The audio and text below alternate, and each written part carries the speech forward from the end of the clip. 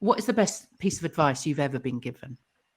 I don't know who'd Yeah, like to go first. yeah, if it's all right, I'll sort of go first on that Yeah. one. Just, I think from mine, sort of one of the earliest bits of advice I got, which was, because I still get nervous now, before the speaking today and yellow tuxedo, the nerves will go and sort of thing, and same in person and that. I just love it once I get started.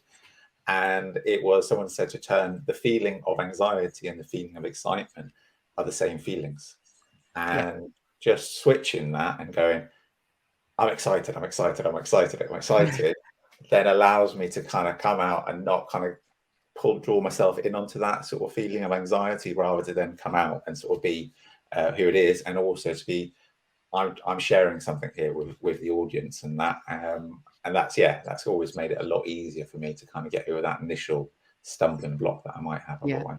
Yeah, no, that's something I learned early on, and something I now certainly use with the people that I'm coaching. It's exactly the same feeling, and you just have to kind of embrace it and swap that story in your head. And I know, Vanda, that's something you talk about too. Yes. Yeah, brilliant. So Vanda, what's the best piece of advice that you've been given? I think, as much as we talk about bringing the attention on the people in your audience and connecting with them, I think what is most important in all this is to understand that it all starts and finishes with you as the speaker, as the person who is there imparting that information. And if you are not right, your audience won't be right. So the first thing you need to do when it comes to being present is not just being present for your audience, but even before that, come back to here, come back to the here and now, get yourself sorted, get your emotional and physical state sorted, calm yourself down with some box breathing, for instance, what you brought up in your workshop. I always share that as well, Jackie, because it's absolutely wonderful. Or with some grounding exercises or whatever that will be. Help yourself to come back to the here and now. So your anxiety that Steve was talking about, which can be excitement as well, and nervousness, it won't take you away from the here, thinking about the past, thinking about the future. No, if you are in the past or if you are in the future, you're not being present with your audience. So you have to come back in here to the here and now inside you for a bit, so you're ready for whatever comes next. Yeah, again, it comes back to being present. I think that's Exactly. brilliant. Thank you, Vanda. Louise, anything from? Yeah, I think for me, it's about letting go of any ideas of perfection.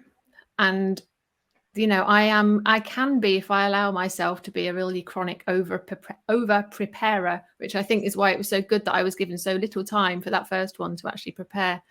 But the thing, I find really helpful to remember is that your audience doesn't know what the lovely flow of your talk was going to be. So if something happens in the middle where someone's made a comment that you want to expand on, and that then means in the moment you have to maybe take something out, or you go off in a slightly different direction, the audience doesn't know that. What they're seeing is you being present, like you were saying, Vanda, being in the moment, and still coming across, hopefully, with that authenticity and with something that's valuable, even though it may not have been exactly what you had planned. So I think that's important. Yeah, absolutely. It is that it's I always say memorize to improvise, but it's not necessarily about memorizing, but it's about just having practicing it enough that it's that muscle memory, so that if something does go wrong, or if you forget something or lose something, you kind of stay on track because it's there, it's part of you. Which is why my best advice is about finding those stories that are your own, that really relate to that audience that you're talking to, because you're never going to forget your own stories. You're never going to be called out or stumble over your words because you are telling your own story. So I think that's really important. And the fact that obviously the audience don't know what your story is, you could be making it up as you go along, which I also think it's called improvisation, and I recommend that highly.